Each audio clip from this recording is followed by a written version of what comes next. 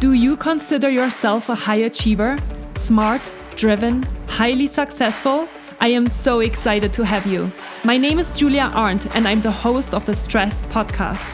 I will help you develop your stress resilience the same way you've developed your workplace superpowers. Learn peak performance tools to thrive at work and in your personal life. Let's get started.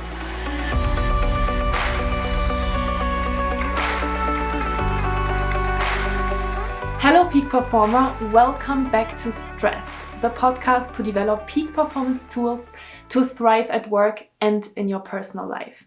I hope that you are doing well. I hope that you are enjoying your summertime a little bit.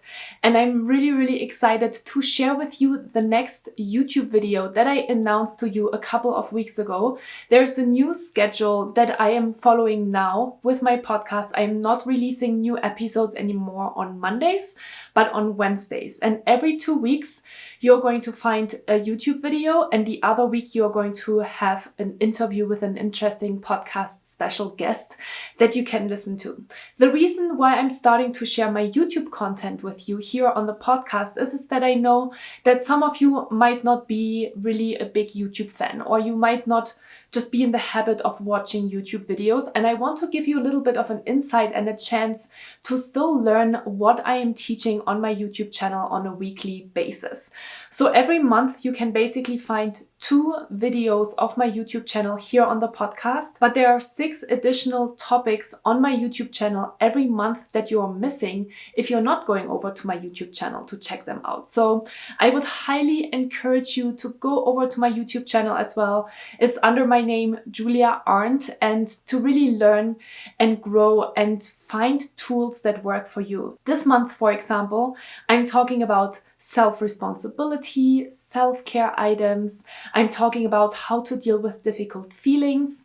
I'm of course also talking about how you can stay productive, so how to get unstuck, how to understand yourself better, all of the different topics, of course, that I am teaching and preaching in the Peak Performance Method. So if you are interested, make sure to head over to my YouTube channel. I would love to see you there. I would love to interact with you. So like the videos, comment on the videos, let me know what are the topics that you are struggling with the most and how I can really help you to get back to your peak performance. Okay?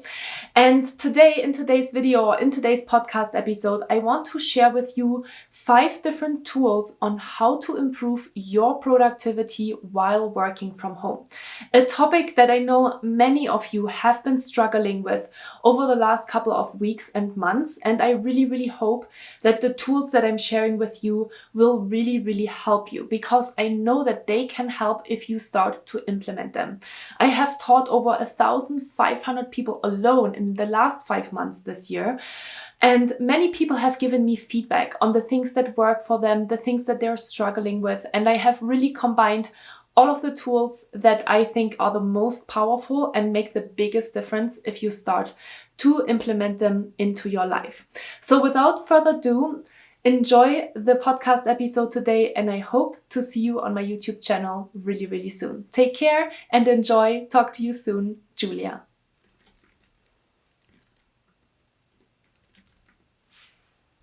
Hi, and welcome to today's video. In today's video, I want to talk with you about how to improve your productivity while working from home for real. Because over the last couple of months, you have already been working from home, and initially you thought your productivity is going to skyrocket. But the opposite is the case. You're suffering, you're feeling overwhelmed. The 9 to 5 has turned into a 24/7. You are constantly connected, you are swamped in work, and you don't know where to start.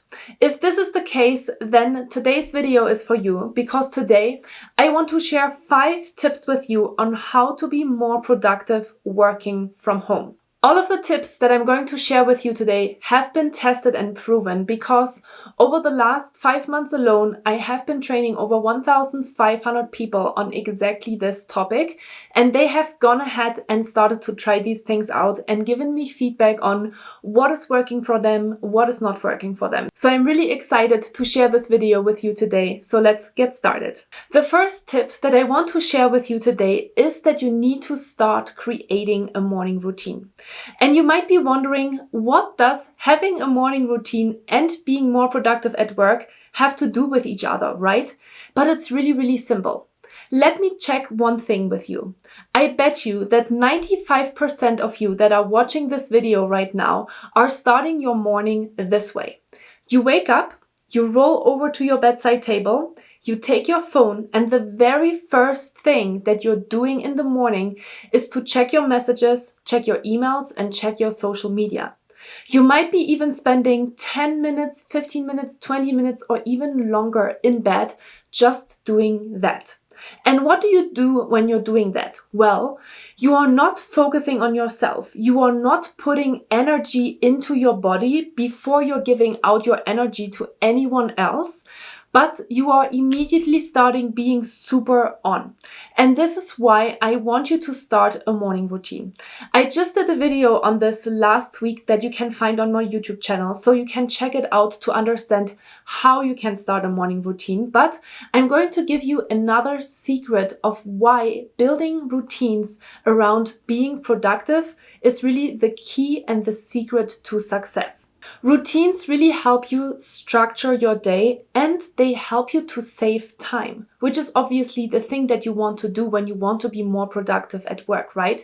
It also helps you to decrease the number of decisions that you have to make during the day, because you are starting the day every day the same way, in a really productive and helpful way that actually nourishes your body and your soul, even though that sounds maybe a little bit cheesy, but that's what it is. A morning routine and your morning is there for you to really fill your energy reserves after waking up. And I did this for a really long time as well, right? I don't exclude myself from that. For very many years, I woke up every morning, and the first thing that I did was spending way too much time on my phone and then kind of hassling in order to get to the first meeting, or eating something quickly, or getting in the shower in order to start my workday. But the problem was that I was immediately on and my thoughts were completely occupied with work. And so I would never really disconnect from that moment onwards, and that is not really healthy. So that is really why you should be starting a morning routine. And if you want to learn more about that, make sure to check out my video. The second tip that is really important when you are working from home and when you want to be more productive is that you set really clear beginning and end hours of your workday. Because we just said in the introduction as well that your 9 to 5 has become a 24/7, because the boundaries are really blurred. You don't really know anymore when to start, when to finish. You always have your computer maybe by your side and you are constantly checking your emails. And that is not healthy, because if you never switch off, your body and your brain never has the time to recharge and to relax and take some time off. And there's a lot of research out there, lots of studies that have shown that if you are taking regular breaks, you are actually increasing your productivity. So the things that we usually know, we don't really do them, right? So this is really a reminder that it is really important to take breaks, and we'll talk about this. But here's the thing. It is really important to set really clear beginning and end hours of the day in order to tell other people when you are available. Having these really clear beginning and end hours is really important for your own expectation management, almost more so than for other people's expectations. Because let's be honest, we are putting a lot of pressure on ourselves to be constantly productive and getting things done. But if we do not have clear beginning and end hours of the day, of course, we're working all day long. So being really clear and mindful about when do you want to start work, and then when do you want to finish your work day, then you can go by these guidelines and you can also let other people know. Okay? So it's not just about being really clear and setting these rules for yourself, but it is of course equally important that you're also communicating those things to your stakeholders. And this could be by marking your calendar or setting out of office notifications when you are not working, or having an email footer that states really clearly when you are available and when you are not available. Tip number 3 is to be really clear on your weekly and daily priorities. This is really important in order to keep yourself in check on what actually needs to get done. Because let's be honest, The to-do list is never ending. You are receiving emails on an hourly basis, so of course with those emails comes more and more work. So in order to set better boundaries, it is really important that you are really clear on what you need to get done and what your priorities are. And once you have established a really clear guideline of what you need to get done, it will be a lot easier as well to start to set boundaries. And if you want to learn more about how to set boundaries, I do have a YouTube video on this as well, so make sure to check that one out, because it is really important to set clear boundaries at work in order to be more productive. And you might be thinking now, well, I always have a to-do list of 356 different items and it just gets longer and longer and longer. How am I supposed to decide what is important? Well, it's okay that you have a list, because sometimes we need to create these lists in order to be clear on, okay, what are all the things that need to get done? And then you need to sit down and be really honest with yourself. This is something, of course, that you have to learn and that you have to build a habit around. But you can learn this. This is the good news. You can learn how to set better priorities by starting to do it, right? So sit down with your list of 356 items and make sure to be honest with yourself of what needs to get done really this week, what is really important to do this week, and then break these things down to daily tasks as well. I highly recommend to you to not have more than 3 things that you need to get done during the day, because usually you also have a lot of meetings. So it is really natural that you can't get a million things done, and we have way too high expectations of ourselves, which is then the reason why we are feeling overwhelmed and we're working all day long, we're not taking breaks, and that actually takes away from our productivity. If you're really clear on what you need to get done and then you get it done, you feel so much more accomplished at the end of the day. Test it out. I promise you it will work. Tip number 4, create uninterrupted work time. This is equally as important, because especially now that you're working from home, you feel like there are so many meetings on your calendar and everybody wants to talk in order to get their own tasks done, right? But the problem with that is that you don't really get to work. You just respond, right? You're just reacting to all of these other people. You're reacting to emails, you're responding in meetings, you do all of these different things which are equally important, but it is also important that you are creating space in your workday in order to get the things done that are important for you and that make you feel accomplished. So I highly recommend to you to either have one day without no meetings at all, if you can do that, or to have at least 2 or 3 times per week a 2 to 3 hour work block where you are really strict on not taking on any meetings. So you can, of course, mark that really clearly on your calendar, or you can just communicate it in a way that people just don't know that you would be usually available during this time, but you're just not telling them, in order to really get your things done and do that during your working hours. Because here's another thing. We usually work in meetings all day long, right? We are either in our inbox or we are in meetings. And then at the end of the day, we are starting to actually work on our things, because that is the only time where we are not distracted and interrupted by other people.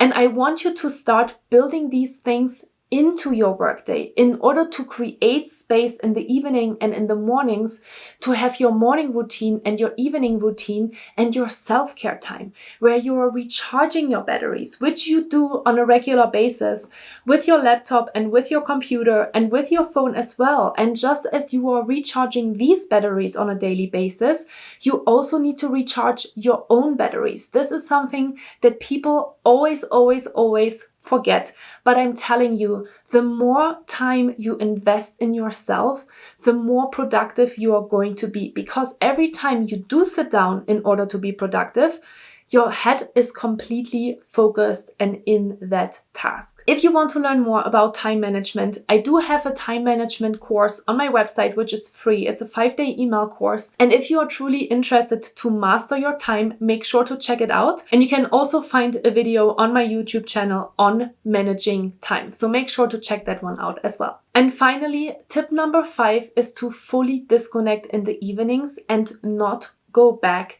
to work. This is really, really important. And once you have created a better routine and a better process for yourself, you will be able to not have meetings all the time anymore in the evenings or do project work, because you have managed your calendar so well and you're getting so much done during the day because you are more productive that you don't have to get back to work in the evening hours. So, self-care. Super, super important, because your neocortex, which is the frontal part of your brain, is responsible for all of the different tasks that you are doing throughout the day. Like, for example, organization, structure, problem solving, concentration. But here's the thing. The neocortex is also responsible for regulating your stress hormones.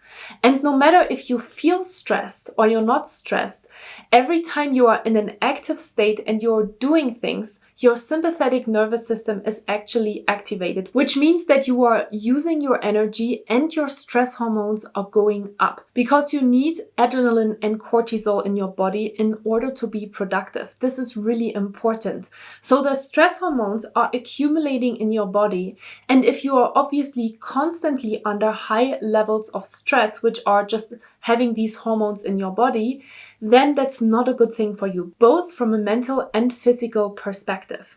So in the evening, I really highly encourage you to stop at the end time that you set for yourself and then practice some self-care. So don't just move from sitting at your desk or at your kitchen table and then moving to the couch and then doing the same thing. You are sitting and you continue to use screens. And then of course, every time notifications are coming up or something pops into your mind, you're like, oh, let me just check this really quickly. And then there's 10 new emails in your inbox. And then you all of a sudden start to work again without really realizing it. So that is why it is really important to fully disconnect in the evenings, which means that you should put your computer completely away.